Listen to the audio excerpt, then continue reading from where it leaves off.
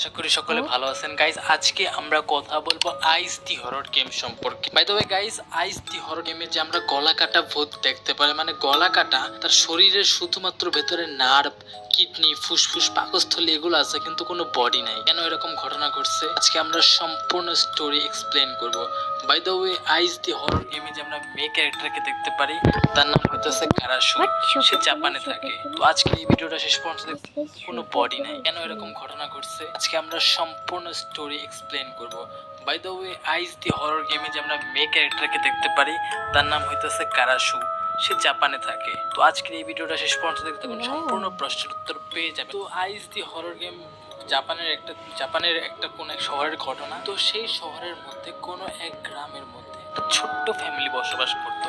By the way guys, আপনারা হয়তো জেনে থাকবেন জাপানে, ইন্দোনেশিয়া, তুর্কি এইসব দেশে ভৌতিক ঘটনা একটু বেশি ঘটে। তো জাপানের কোনো এক বাড়িতে সাধারণত তিনজন পরিবারের সদস্য বসবাস করতো। এক বাবা, মা আর ছোট্ট একটা মেয়ে। মেয়েটার নাম ছিল কারাসু। মেয়েটা দেখতে খুবই কিউট ছিল, ছোট্ট একটা বাচ্চা ছিল।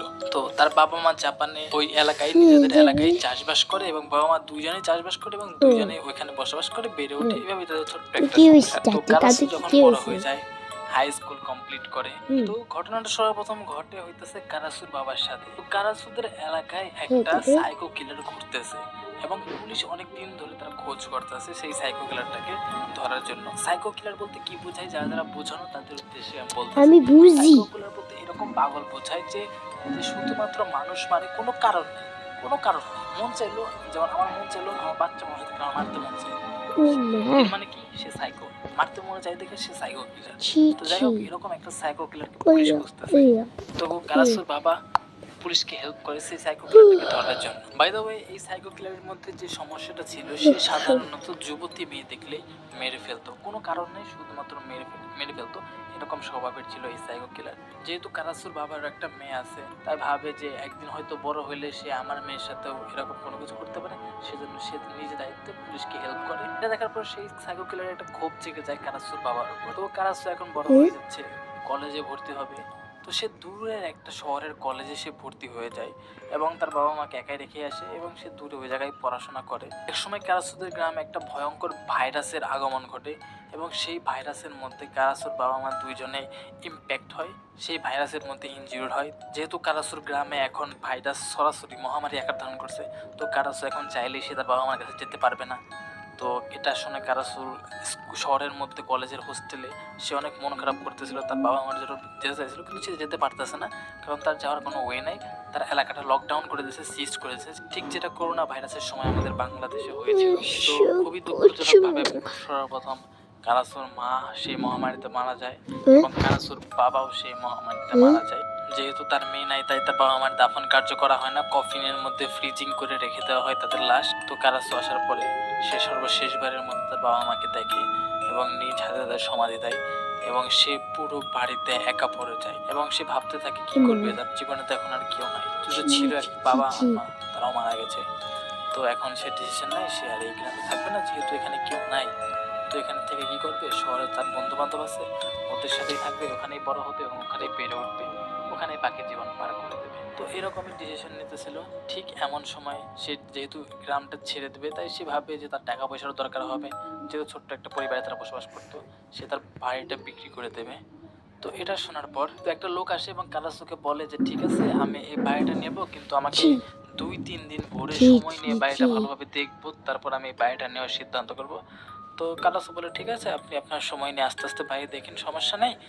আর যদি আপনার ফাইনাল ডিল হয় তাহলে আমাকে জানাবেন, কারণ আমাকে তাড়াতাড়ি যেতে হবে। তো এরকমই কিছু একটা বলে দেয়। তো প্রথম দিন সেই লোকটা এসে বাড়ির আশপাশ দেখে, তো দেখে আশপাশ নিরিবিলি, আশেপাশে এক জায়গার থেকে মানে এক বাড়ির থেকে আরেক বাড়ির দূরত্ব অনেক বেশি, অনেক দূরে দূরে বাড়ি, প্রায় নিরিবিলি এলাকা। নিরিবিলি এলাকা ভালো লাগে। আবার দ্বিতীয় দিন আসে, দ্বিতীয় দিন এসে সে ঘরের ভিতরে চেক করে, সবগুলো রুম চেক করে চলে যায়। আবার তৃতীয় দিন সে বাসায় আসে, এবং বাসায় আসার পরে জিজ্ঞেস করে যে তার সাথে ফাইনাল কথা বলবে যে বাড়িটা আমি কিনবো কিভাবে কি কেমনে কিভাবে কথাবার্তা বলতে বলতে তো এরকম ঘন্টার পর ঘন্টা পার করে দিচ্ছে। তারপরে তো কারাসুজি বলে যে আপনি যেহেতু বাড়ি কিনবেন তাহলে আমরা আসেন বাড়ির মানে বাড়ির যে মেন কাগজপাতি আছে সেরকম অফিসে কথাবার্তা বলি বা দেখে দেয় এরকম কিছু আমরা উকিল টুকিল নিয়ে আসি। তো এরকম কথা বলতে বলতে সেই লোকটা ঘন্টার পর ঘন্টা পার করে দেয় কারাসুর বাসায়। কারাসু যখন অন্য দিকে খেয়াল করে তো সেই লোকটা করে কি একটা লোহার রডটা এনে কারাসুর মাথার পিছে একদম ডিরেক্ট বাড়ি মারে।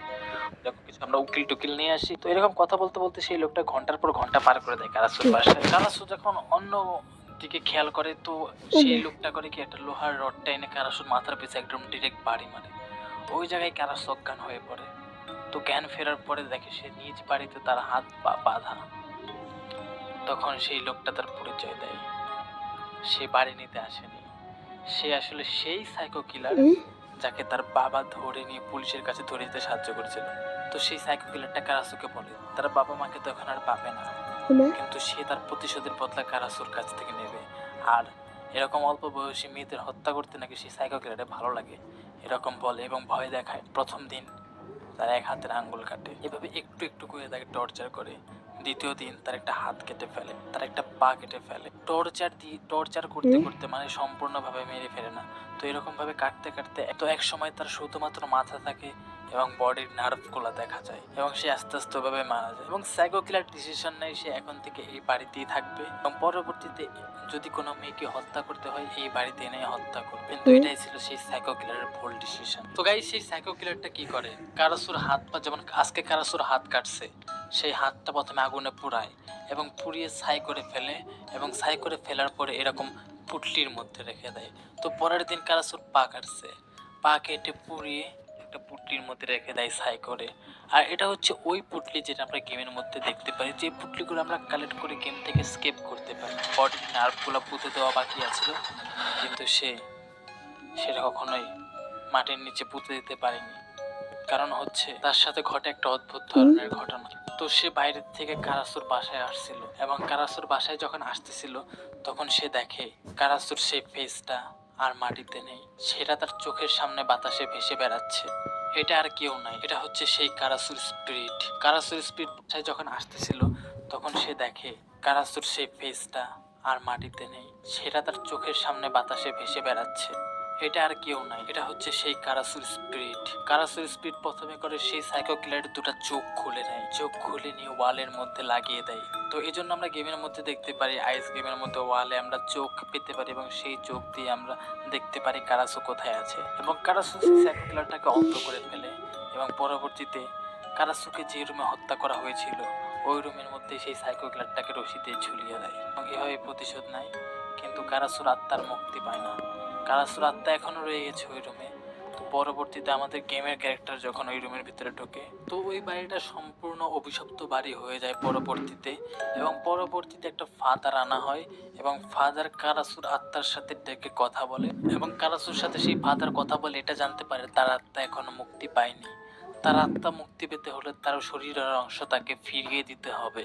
তো এর থেকে ফাদার আর কি বলে যে এই বাড়ির থেকে তখনই কারাসুর আত্মা মুক্তি পাবে যখন কারাসুর সেই শরীরের অংশগুলো কারাসুকে ফিরিয়ে দেওয়া হবে। এনিওয়েজ গাইস, ভিডিওটা কেমন লাগলো অবশ্যই কমেন্টে জানাতে ভুলবেন না। গাইস দাঁড়ান, ভিডিও শেষ হয়নি, পিকচার আভি বাকি হ্যাঁ মেরে দোস্ত। গাইস চলুন আজকে আমরা আরেকটা ভৌতিক ক্লিপ দেখে আসি, যেখানে আমরা দেখতে পারবো যে একজন মানুষ তার রুমের মধ্যে ঢুকতে যাচ্ছিল এবং রুমের মধ্যে সে যখন দরজা খুলে ঢোকে এবং ঢোকার পর সে একটা পায়ের আওয়াজ পায়।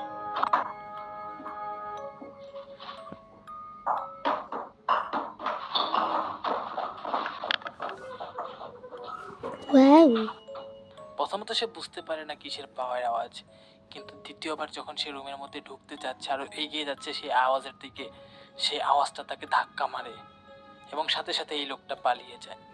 তো এই লোকটার সাথে যখন এরকম ঘটনা ঘটে তখন তার সিসি ক্যামেরার ফুটেজের ভিডিও সে তার টিকটক অ্যাকাউন্টে আপলোড করে এবং সে ধরে নেয় তার বাড়িতে হয়তো কোনো স্পিরিট আছে। তার সাথে ঘটনা এখানেই শেষ হয়ে যেতে পারত, কিন্তু রাতে যখন সে ঘুমাতে যায় সে যখন কাঁথা মুড়ি দিয়ে শুয়ে আছিল তখন একাই একদম নিজে নিজে তার ল্যাম্প পোস্টের লাইটটা জ্বলে ওঠে। তো এটা দেখার পর সে ঘাবড়ে যায় এবং ঘুম থেকে উঠেছে, তার ঘুম ভেঙে যায় এবং একটু পরে দেখতে পারে তার চেয়ারটা নিজের থেকেই নড়ছে এবং তাকে শুয়ে থাকা অবস্থায় ধাক্কা মেরে ফালিয়ে দেয়। তো এটা দেখার পর তো সে একদম ভয় পেয়ে যায়। কি মনে হয়, এটা কি কারাসুর আত্মা নাকি অন্য কিছু? কমেন্টে জানাবেন। তো গাইস, এই ভিডিওটা শেষ করার আগে ছোট্ট একটা ক্লিপ প্লিজ মনোযোগ দিয়ে দেখবেন।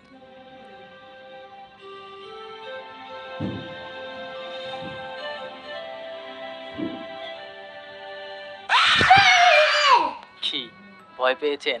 দেখো গাইস, ভয় পাওয়ার দরকার নেই। সকলকে ঈদ মোবারক। যারা যারা ভিডিও দেখুন লাইক করে নাই, লাইক করে দিবেন।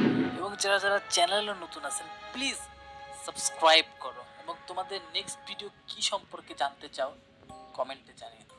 ধন্যবাদ, বাই বাই।